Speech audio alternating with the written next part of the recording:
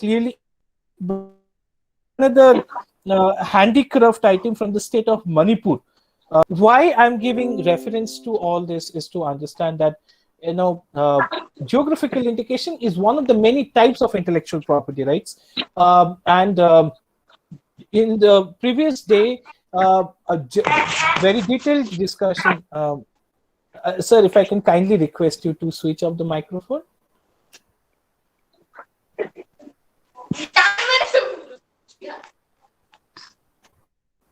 Um, if I can request you. I'm asking for technical fee. Thank you. Using this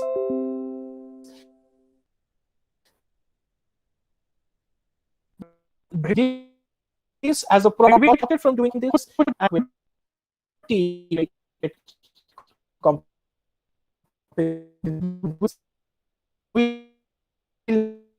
and what are the laws we have pertaining to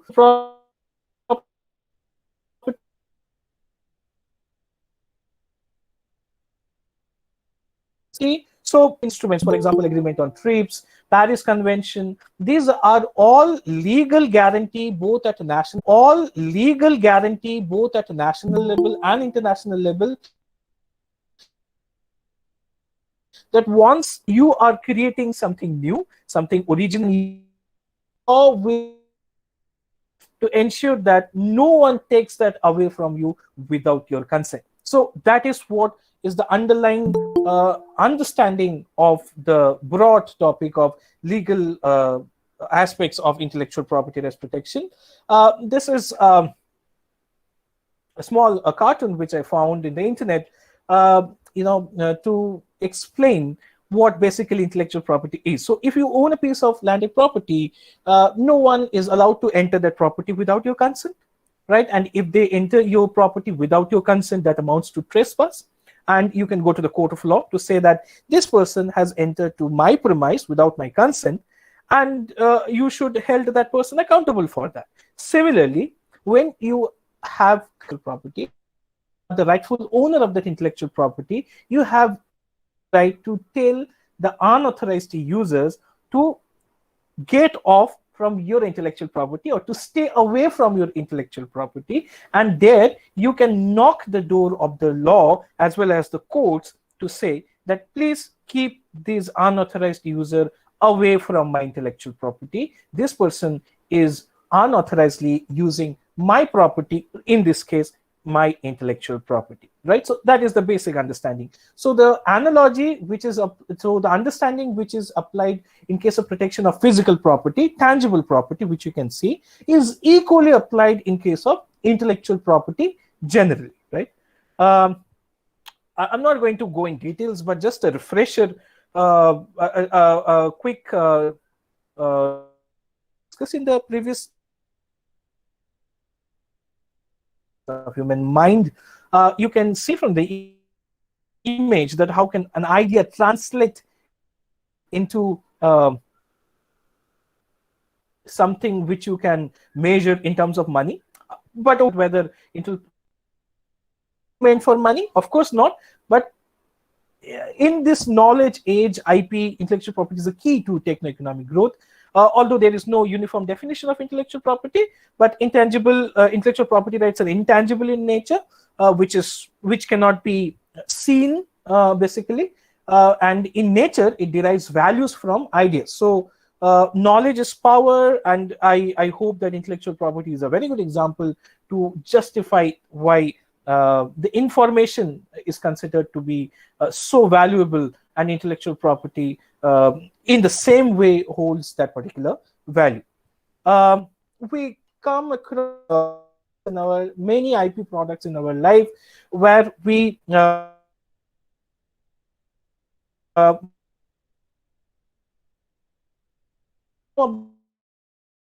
in laptop through which I'm connecting to you, there are so many intellectual property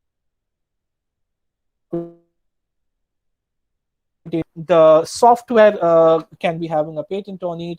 The external design of the laptop can have a design rights on it. The computer program, the algorithm, the software can have a copyright on it. So I'm using an HP laptop. The HP logo can be a subject matter of trademark, right? So what are we seeing in our daily life? In one way or other, some form of intellectual property are involved in that, right?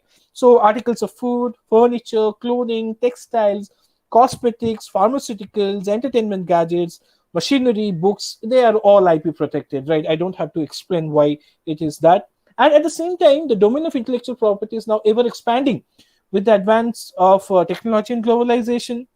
We started the class with, I started the session with certain forms of GI.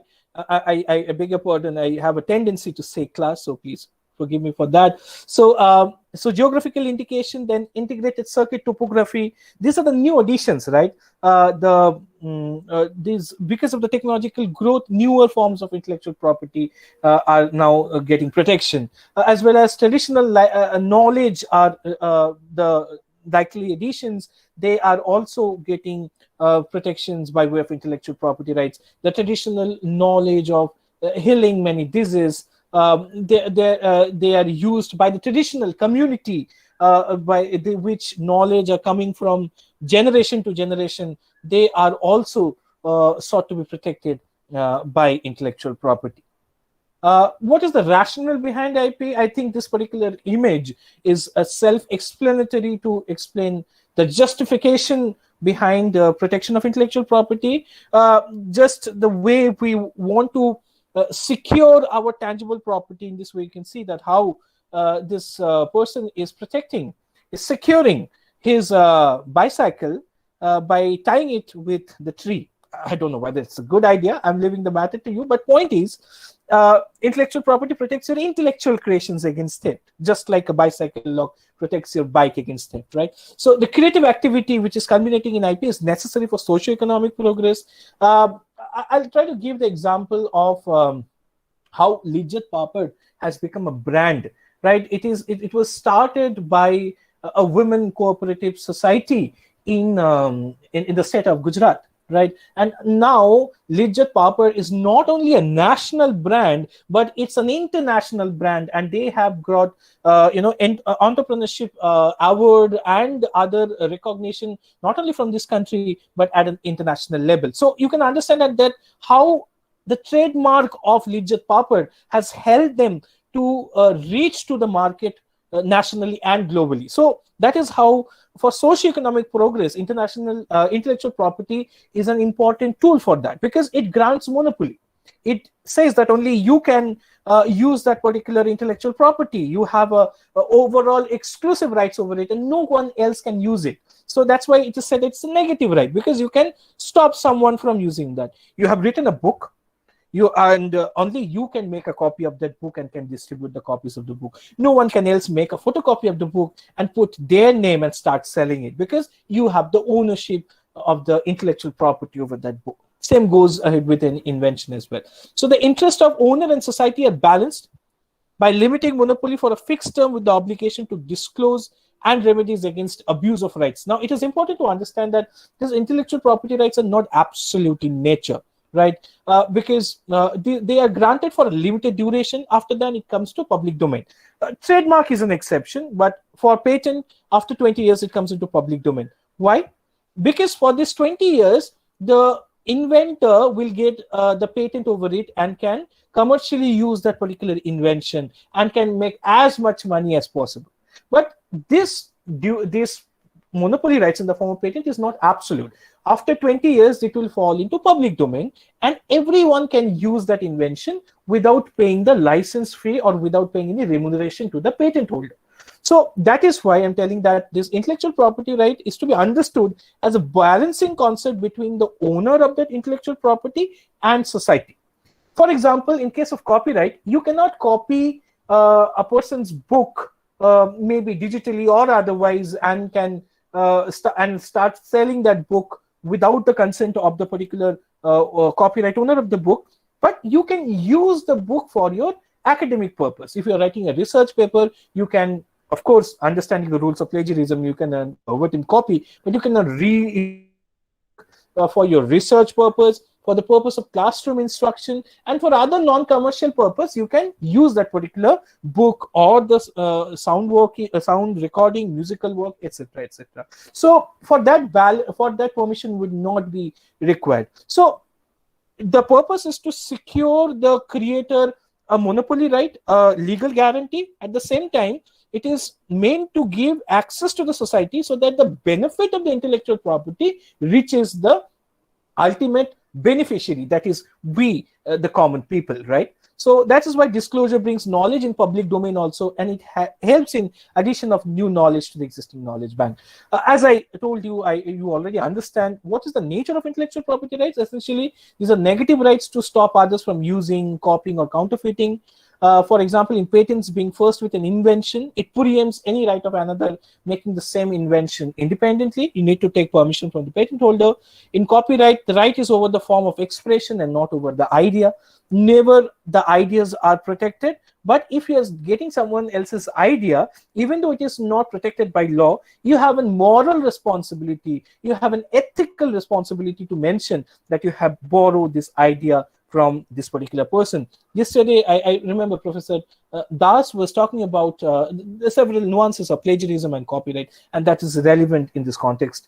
Most of the IPRs are being statutory rights. What do you mean by statutory rights? It means these rights flow from the particular enactment, from the law, right? What do you mean by enactment? Patents Act of 1970. This is the law made by the Indian Parliament. Copyright Act of 1957. Trademarks Act of 1990. These are all of India, and this statutorily, by way of law, protects the rights of the respective intellectual property rights holder. And primarily, they are territorial in nature. What I'm meaning to say that when you are obtaining a copyright in respect of a particular word or a patent for an invention or a trademark for a logo, they're primarily valid and enforceable in the particular territory until and unless you go for an international registration. For patent and trademark, there is a possibility of international registration. In that case, your patent or trademark will be valid in those foreign nationals as well, for a foreign territory as well. Otherwise, mainly all the forms of intellectual property rights are valid in the country in which it is registered, generally speaking. This we already discussed. What are the main instruments of intellectual property? We have patents, trademarks, industrial designs, plant varieties, copyright, geographical indications, layout designs of integrated circuit. For the purpose of today's discussion and considering the time frame we have, I will be focusing on patent, copyright, trademark, and geographical indications. If possible, we can talk about the other forms of IPR in the subsequent workshop.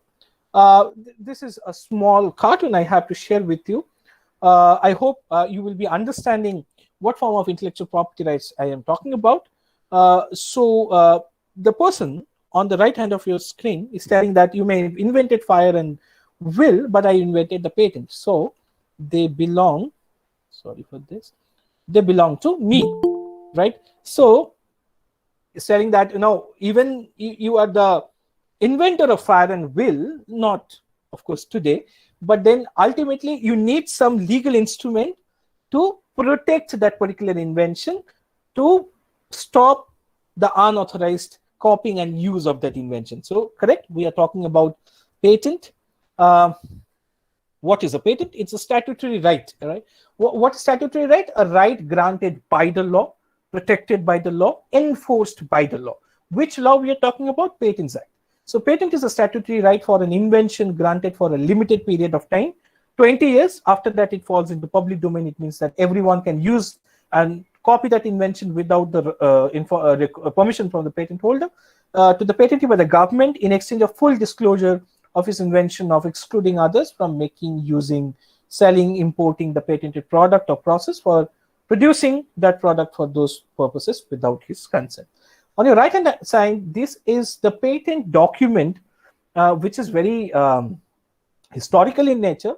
I don't know whether it's very clearly visible. You can see T.A. Edison on the top of this particular document. It is the document which I have procured from the United States Patent and Trademark Office.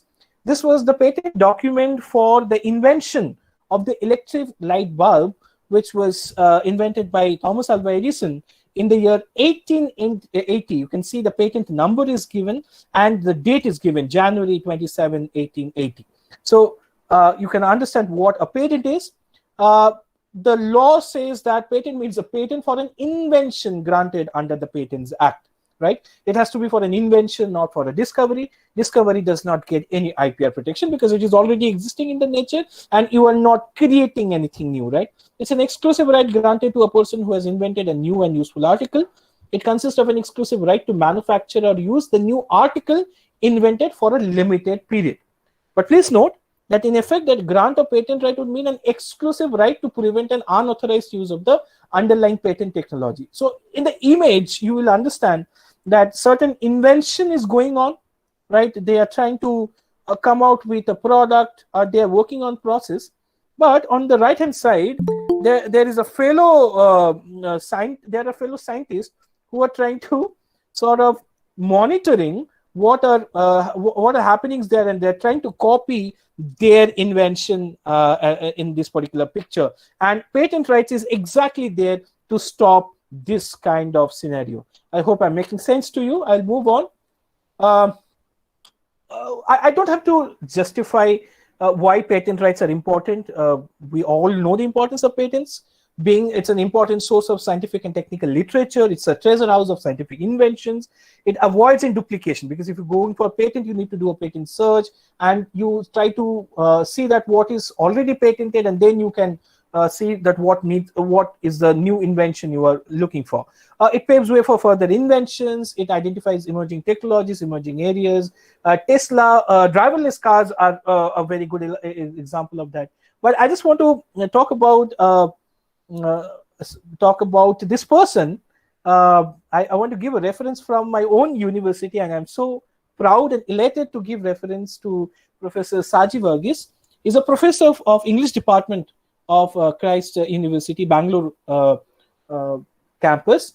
So he has you can see that he's holding something in his hand, and he has invented the straws from coconut leaves, and he has got a patent, an Indian patent on this coconut leaves. And I'm very honored to disclose the fact that the patent which he has secured on this coconut leaves is not only beneficial from environmental point of view, but it is India's one of the fastest granted patents in the history of Indian patent system, right? So you see that in order to be an inventor, you don't have to be a scientist. You need to have a scientific bent of mind, and everyone can be an inventor, right? You just have to have that inclination, right? So and now his products are being called for not only from this country and also at the international level. So it signifies that how patent is the legal way of securing his invention, and that is what is the importance of patents, for that matter. That is what I was precisely trying to explain, that on the one hand, the primary objective seems to gain commercial advantage, which we cannot disregard. But at the same time, the main objective is to encourage scientific research, to come out with new technology, and to further industrial progress, right? So we can get patent for product and process as well, right? So I just want to clarify that product patent can be in respect of food, in respect of chemicals, medicines, anything that is a product.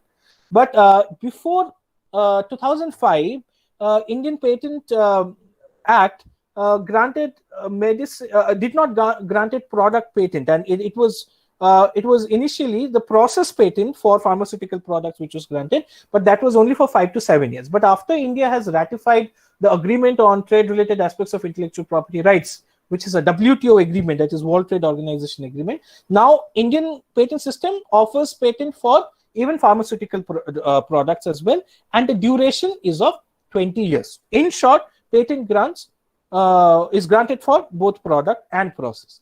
What does a patent do? It protects the intellectual property for your invention for 20 years. So no one else can manufacture the product. Someone can pay you royalties if that particular entity wants to use your invention, right? You have a R&D where you have invented medicine. Yesterday, the resource person was giving reference to vaccine. And when you are inventing a pharmaceutical product, a drug, so someone is interested to manufacture and sell it, they need to pay royalty and then can get the patent for that particular matter. You can block your competitors. If you're a scientist, if you can block your competitors. I'm not using the word rival, I'm using the word competitors. So you can stop them from getting a patent on it, because if you are the earlier one to get a patent to make the invention, you will go to the patent office and can ask for a patent, and you will be, if your conditions are satisfied, then you will be the first one to get a patent. After 20 years, technology goes to public domain. Okay, I have to move a little fast. Now, three things are there which is required to be protected, which needs to be secured while grant of patent. That is, it should be a patentable subject matter. It should have novelty. It should be new. It should be having an industrial application or utility, and it should be non-obvious. It should not be obvious to a person who is skilled in the relevant art, means inventive state. So, in short, novelty, utility, and non-obviousness. These are the three requirements a patent examiner will be looking into when, as an inventor, you are filing a patent application. If your application, which describes the invention, does not have any of this requirement, they will reject the application for registration of patent. So, as I said, what are patentable subject matters? It can be process, for example, process for making a chemical compound.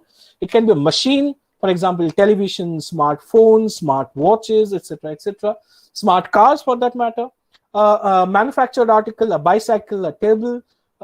It can be a composition of matter, a shampoo, or even a cleaning solution, right? But the three elements has to be satisfied: novelty, industrial application, and non-obviousness. What cannot be patented? An idea or suggestion cannot be patented. A business plan cannot be patented. Scientific theories or mathematical formula cannot be protected. For example, E is equal to mc square cannot be protected. A biological process for the production of plant or animal cannot be protected. For example, photosynthesis cannot be protected. Again, human cloning can also not be patented. You may ask that why not? It is a technology. But Indian patent law says that if there is an invention but which is against the public policy and morality, in that case, that particular technology cannot be patented. So that's why human cloning, even though that satisfies the requirement of an invention, cannot be patented, at least in this particular country. At least most of the countries in this world does not allow patent on human cloning, right? A method of treatment or diagnosis cannot be patented. For example, biopsy. Animals cannot be patented, right, for obvious reason. And law of nature, for example, gravity, that cannot be patented. What is an invention? I already said it means a new product or process involving an inventive step and capable of industrial application. It should be new. What do you mean by new? Invention must not be published in India or elsewhere. It should be in prior public knowledge or prior public use within India. And it should not be claimed before in any specification or any document in India. So if you're a scientist, you need to maintain utmost secrecy, because if it is already published, in that case, the invention will not be considered as new. So the invention you can see in the picture today will not be considered as new. And even though it has certain unique element in it, a new novelty element in it, but it won't be protected. Right, inventive step. A feature of an invention that involves technical advancement as compared to the existing knowledge, or have economic significance, or both, and makes the invention not obvious to a person skilled in the art, right? So it should have a technical advancement. Washing machine initially used to wash only clothes. Now they can dry clothes, and who knows, maybe in 3 years, 4 years, there may be washing machines which are folding your clothes as well, right? I don't know. So point is, an invention can be patented if it has an inventive state, right? But it has to be a significant technical advancement. Merely it has certain additional benefit does not mean that it will get protected. The cartoon on your right is explanation of that particular point, that the person is telling that I love my ergonomic office chair. It reclines, has heated vibrating massage, and provides electroshock therapy at the end of a stressful day. So these are only major functions of a chair, which does not have a significant technical advancement, and that's why it cannot say that it has a inventive step, right? Industrial application, it should have an utility. Invention should be capable of being made or used in any kind of industry. Who can apply for patent? First and true inventor, or assignee of the person claiming to be the first and true inventor, or the legal representative. Yesterday we already discussed about this. On your right hand side, there is an image of the famous scientist, and below that particular image there is an image whose name is Elon Musk. I hope all of you know, who is known for his invention of driverless car, which he named as Tesla, right? Now, what are the main opposition to that particular application can raise their concern here? Then you have to request for examination. That has to be the request for examination should happen within 18 months from the filing of application. Then you have to request for examination. Examination will happen by the patent examiner. Then the examination report will be issued. It may be either granted or rejected. Then if the patent is granted, then there is a post availability of post grant opposition. Even after grant of patent, there can be opposition that, see, this patent, even though granted, has this problem. This is not new. This has this does not have an inventive step. So opposition can be raised at 2 times, both at before grant of invention, even after grant of invention, and then the patent is valid for 20 years. I would refer to a simpler image to explain this. So if you have an idea of an invention and you make that invention, then you go for a prior art. You search for the prior art, that whether your invention is already patented or not. If you after prior art search, you see that your invention is not published and it is novel, then you go for a patent application. So there are 2 types of application: provisional application, complete specific application. If you just have the prototype of the invention but have not invented the entire product, or do not have the entire idea of that particular product, so you can go for a provisional application, and you can obtain a priority date. It means that no other rival scientists or competitors can work on that invention, so you block the invention. So after filing a provisional application, you get 1 year to come out with the complete application. So after you have the complete application, it is published in the official journal, so that it is a kind of notice to everyone that, see, I am going to apply for the patent of this particular invention. After publication, then we have to request the examiner in the patent office. The patent office will examine the patent. They will give an examination report, and they will give a response. Then you have to give a response to the examination report. If every requirements are fine, then you can go ahead with that. But if there is a problem, if there are concerns raised by the examiner, then you have to respond to that examination report. And then based on the examiner's decision, either you get the patent or you don't get the patent. If you get the patent, of course, you are happy. Right? If you are not getting the patent, then the law allows you to appeal against the decision of the examiner, and you can reach till the Supreme Court of India challenging the decisions of the respective courts. Right? So from the decision of the examiner, you can go to Intellectual Property Appellate Board. From IPAB, which is not now functioning, of course, you can go to the High Court. From High Court, you can go to the Supreme Court. Right? Now, what are the documents you need to find first? You need to have a provisional specification, as I said. Then you need to have a complete specification within 12 months. And in complete specification, what are the requirements? You need to mention the title of the invention, the field of invention, the background, summary, list of drawings, detailed description, claims, abstract, etc., etc. Right? These are the main components of the complete specification. And these are the documents which are required at the time of filing. That is Form 1, Form 2, Form 3, Form 5, and Form 26. These are the 5 documents which are required at the time of filing. Because patent application can be filed only with patent attorney, that's why Form 26 is required, which talks about the power of attorney. At the time of filing or after filing, you need to have Form 9, which is required for requesting for early publication, then for Examination, you have to file Form 18 and Form 18B. All this information is available in the website of ipindia.gov.in. The source of my information is the official website of ipindia.gov.in. I will put the URL in the chat box later for your reference. I'll move on. This I'm skipping. This is the entire procedure with much more adequate details, right? This is available in the website of the patent office, right? This is what exactly, because of lack of time, I'm skipping this. Maybe I can share this with the organizer at a later point of time. You can go through this in details. But anyway, I explained this in a summary way. How to file a patent application? Documents can be filed in the patent office through online. From July 2007, now electronic e-filing is possible, or you can go to the respective patent office to file your application. There are main 4 patent offices in India, located in Chennai, Mumbai, New Delhi, and Kolkata. And the head office is in Kolkata. So if you are in Tripura and you have made an invention, so you have to go to the patent office in Kolkata if you are physically going there and filing. Otherwise, e-filing is also possible. That's all about patent here. This is the next form of IP I will be talking about. I hope I'm not distracting you or not making you bored. I think all of you are with me. It's a bit technical and there is a lot more to understand, but this is I'm trying my best to keep the legal jargon at bay and try to make it simple.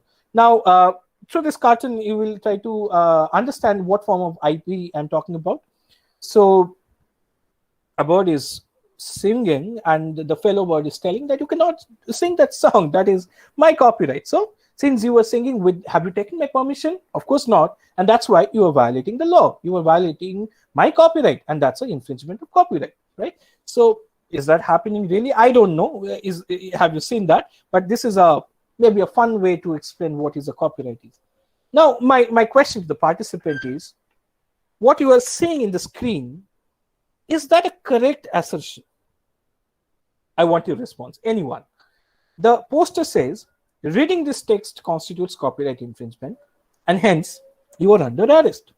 Is it a correct justification? Is that a correct statement? Can a person be arrested? No. Obviously, right? Sir, can you please tell us why it is not a copyright infringement? Because I am not using it for any commercial or other purpose. I am just reading the text. Yes, you are not only you are using it for commercial purpose, you are not making a copy of it. Yes, exactly. Right. So that is why it is not a copyright infringement, because copyright infringement will happen when you are making a copy of the work and distributing it without the permission, right? So if you are just reading it, you are not making a copy. Of course, you can say that I'm making a mental copy, but that is not a copy in its real sense, in its true sense, right? So that is why it is not a copyright infringement. So the meaning of the word copyright is very clear, evident from the term itself. Right? If we decipher the word, it is copy and right. It means that only you have, if you are the owner of the work, you have the right to make a copy. Right? So that is the significance of the second type of IP I'm talking about. So copyright is given to authors of original work of authorship. Right? It can be in different items of creation. For example, literary work, music work, artistic work, dramatic work, sound recording, and cinematograph. Yesterday, Professor Das was correctly mentioning that there are 6 forms of work that is protected by copyright. So they are literary work, musical work, artistic work, dramatic work, sound recording, and cinematography. So these are the 6 types of work. There are 3 requirements to have copyright protection in India. First of all, there has to be an originality. Originality means it should not be copied from anyone else's work. It should be the product of your skill and judgment. Right? The idea may be same. Right? How many Bhagat Singh movies have been produced? So there are, I remember 5 to 6 Bhagat Singh movies have been produced, right? So there cannot be any copyright protection over the idea or the theme of the life of Bhagat Singh, right? But then there can be different expression, interpretation in the form of cinematography to portray Bhagat Singh's to portray Bhagat Singh's life. So that's why I mentioned that copyright protection is limited to expression of idea only, right? Not to idea. You can have an idea of a big ship traveling, sailing through the water, and it got hit by an iceberg, and it got drowned there. Now, of course, I hope you're understanding what you're doing. And this is an exercise I give to my students in the first class of my intellectual property rights course. I give them a storyline and an idea or a concept, and I ask them to develop a story. And then I tell them, let's see what respective stories you have developed is your own product of the skill and judgment you have made, although it is based on the same, idea. So what is not protected is that idea behind that story, but the expression which you have come out with that particular that idea, that is your intellectual property over which you can get a copyright. Unlike patent, copyright, in case of copyright, registration is not compulsory, but it gives you certain additional benefit. In case of copyright, the author is the first owner of the protected work. I'll come to that later.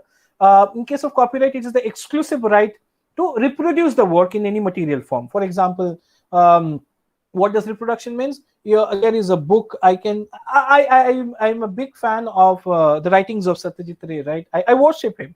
I guess many of you do that. So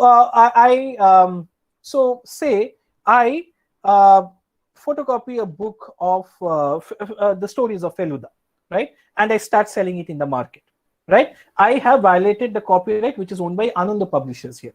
So that is what the first right is, right? Or I am not making a photocopy and selling it in the market,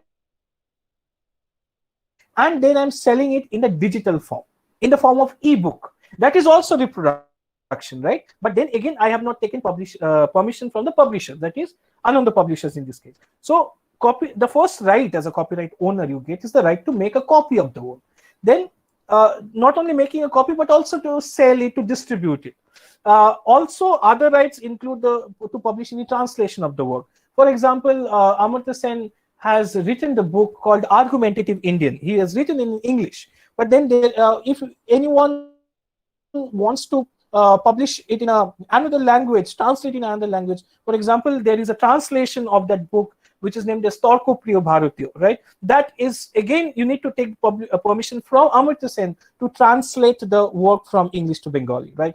So if you want to make any cinematograph film from a particular book, for example, it's a very silly example, no offense to Chetan Bhagat followers, but that book he has written, Two States of My Marriage, or Two States, I think the name of the book, and then there was a movie made out of that. There are several examples. I don't know why I selected this pathetic example. Anyway, so point is, if you want to make a cinematograph film out of a book, that is also, you need to take a permission because the copyright is belonging to the copyright owner. Or to perform the work in public or communicate. It means that if any public place, if you are playing a sound recording in public, you need to get the permission of the owner of the sound recording. Otherwise, it's a violation of the copyright owner, right? Of course, if it is used in a educational institution or in a before a non-commercial audience, then it is not a violation. But in a public place, say in airport, in station, in restaurants, in pubs, in malls, if the sound recording is played without taking license from the owner, that is the music label would be the copyright owner, that would be a violation of the copyright owner. So these are the rights a copyright owner gets. So in short, this is a pictorial representation of the different works that get copyright protection. It can be a musical work, it can be a photograph taken from an image, it can be a literary work. A computer code gets copyright protection in India, not a patent protection. It can be a dramatic work, it can be a form of choreography, it can be a cinematograph film, it can be a sound recording, etc., etc. But then there's an exhaustive list of what can be protected under Copyright Act. So for example, I mean, many of my examples are food related, so I think it's not a very good time to give reference of this, considering it's going to be a lunchtime, but still I cannot stop myself from giving this example. So even though the recipe of a particular cuisine, of a food, cannot be protected under copyright, because process cannot be protected under copyright law, right? Process is to be protected under patent law. provided that it is novel, it has industrial application, it is non-obvious. But if you have written a recipe book, you can get a copyright on that particular book. Or say you have a particular blog, a vlog in or a channel in YouTube that can get a copyright protection.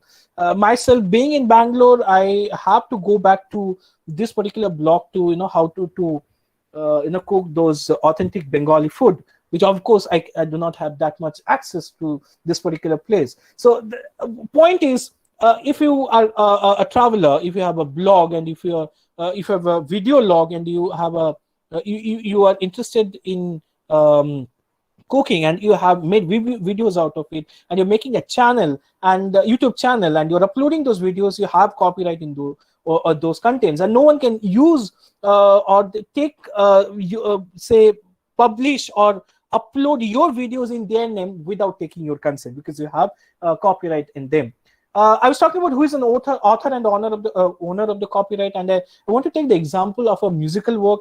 Now, the word musical work is, as understood in its common sense and as understood in the sense of law, is a bit different. Musical work, when I talk about musical work, I'm talking about three components. The first component of, say, if you have a song, there is a lyrics behind it, and there is a composition which is addressed to our ears, right? The tune, right? And there is a recording to which it is fixed. So there are three copyright involved in the same song. The copyright over the literary elements go to the lyricist. For example, Javed Akhtar, right? If you have written the lyrics of a song, as a lyricist, you get a separate copyright. If you have composed the tune of a particular song, you get a separate copyright. For example, A. Rahman, say, has composed the song of a particular, has composed the tone, the composition of a particular song. So he will get copyright only the composition. How he will get composition? He will get composition over the musical stave, the way I hope you understand what is a musical stave or stav, that is how it is pronounced, that the way a graphical notation is used. So a copyright can be there in the composition, and the music label can have a separate public copyright in the recording. That is, in this case, maybe Sony Music or T-Series, etc., can have a copyright over the recording. And all these rights are mutually exclusive. Javed Akhtar cannot have a copyright over the recording or the composition. A. Rahman cannot have copyright over the lyrics and the recording label.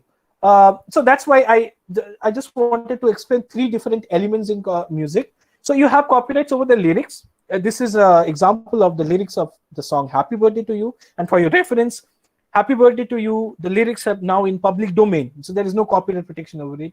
And copyright is existing in the form of the musical work, that is the graphical notation, and also in the form of the recording. It may be either cassettes, which are obsolete these days. It can be in the form of CD, or it can be digitally in the form of MP3 recording as well. As we discussed, copyright subsists of a computer program in the form of algorithm or flowcharts. It can computer database can be protected under law of copyright as a literary work. It's a collection of information, right, organized in such a way that a computer program can quickly select desired pieces of data. In United States, computer software gets a protection in the form of patent, but in India, they get only copyright protection. If you're preparing a questionnaire for collecting statistical information, since preparation of questionnaire may involve sufficient skill, judgment, and labor so as to constitute original literary work, that's why you are entitled to copyright protection over the same. This is a question I have for the audience. Can a facial makeup be considered as painting? And can it be considered as a matter of copyright protection? There is an image in front of you. Can I get an answer for this question?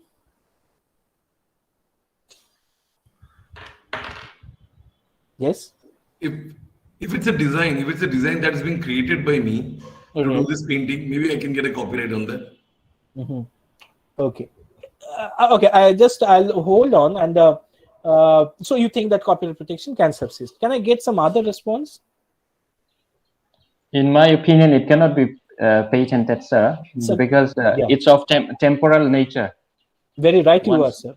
Very right you are, sir. So it is not only about the subject matter, it is also in the medium in which it is there, right? So that is why Rangoli can be an artistic work for the subject matter of copyright protection, but it is not permanent in nature. And as you have rightly pointed out, there was a particular case in the states of United States of America.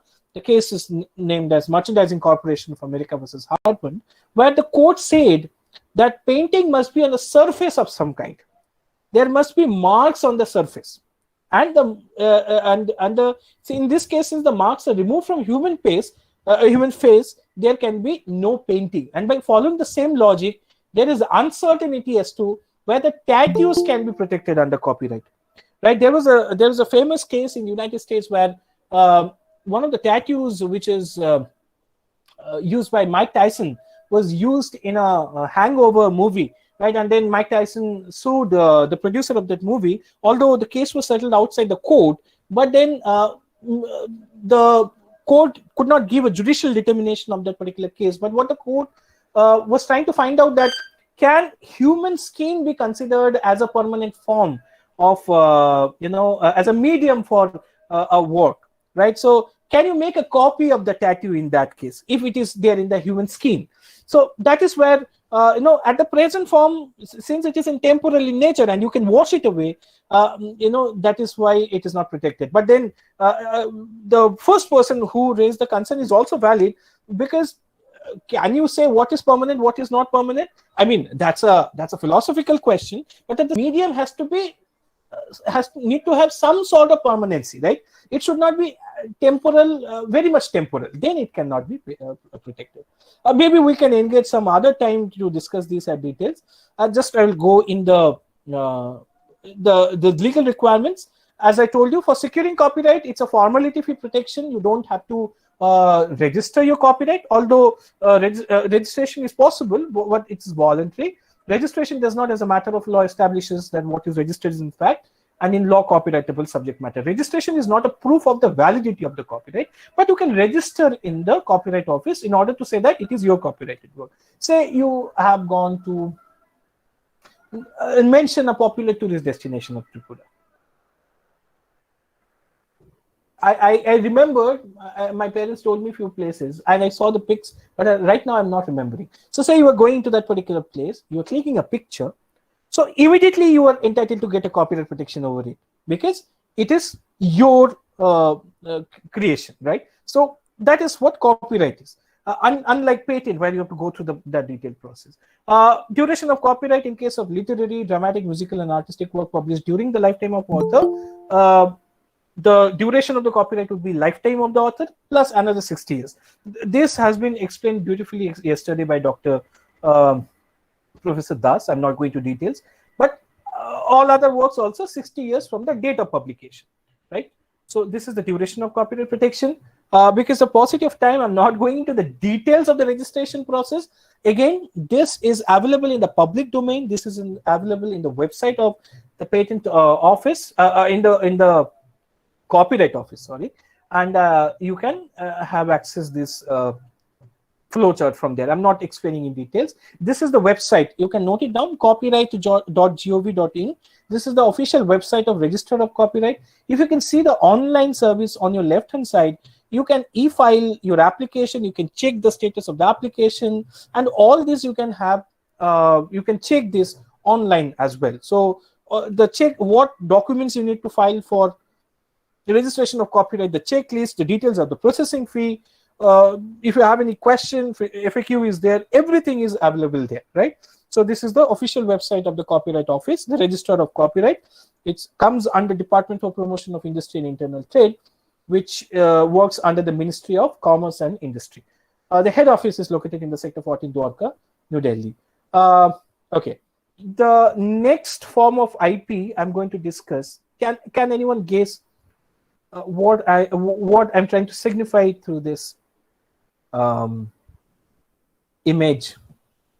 Can anyone take a wild guess?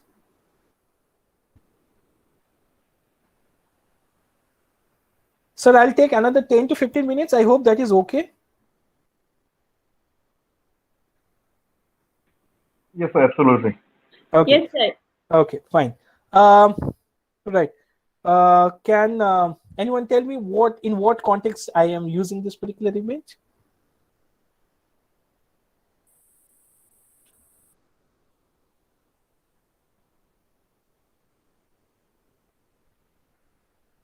Okay, fine. I think you're taking time to understand what is the context of discussing. I'm using this particular image to demonstrate that, or to illustrate that.